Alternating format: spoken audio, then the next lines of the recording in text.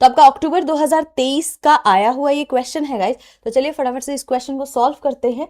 आप लोग कैलकुलेटर का इस्तेमाल कर सकते हो, सिंपल कैलकुलेटर गाइस यूज करना है यहाँ पे, यानी कि जहां पर आप addition, multiplication, subtractions and division कर सको, बस यही आपका साइंटिफिक कैलकुलेटर इस्तेमाल किया जाएगा। चलिए क्वेश्चन पढ़ते हैं।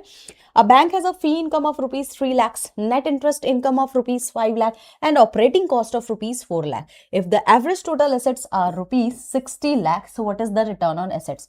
तो हो सकता था कि यहाँ पर एवरेज टोटल एसेट्स ना दे करके आपको स्टार्ट में जो टोटल एसेट है फिजिकल ईयर का वो दे देता, और end of the physical year में जो भी टोटल एसेट होता वो वैल्यू दे देता, तो आप easily total average total assets निकाल सकते थे। बट यहाँ पे सारी वैल्यूज आपको दी हुई है। कैसे डिराइव करेंगे, कैसे क्वेश्चन को सॉल्व करेंगे गाइस? तो सबसे पहले ना, क्योंकि हमें पता है कि भैया रिटर्न ऑन एसेट्स निकालने हैं मुझे, तो रिटर्न ऑन एसेट का आपको फॉर्मूला पता होना चाहिए। मैंने आपको बताया था कि जो भी आपका फी इनकम होता है उसमें अगर मैं नेट इंटरेस्ट इनकम को ऐड कर दूं और माइनस कर दूं यहाँ पर किसको, ऑपरेटिंग कॉस्ट को, और इसको अगर मैं डिवाइड कर दूं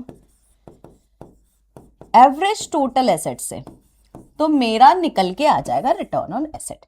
अब हम देखेंगे डेटा। आपको डेटा ऑलरेडी फी इनकम दे रखा है 3 lakhs का, प्लस नेट इंटरेस्ट इनकम आपको 5 lakh का दिया है, और माइनस ऑपरेटिंग कॉस्ट आपको 4 लाख का दे रखा है।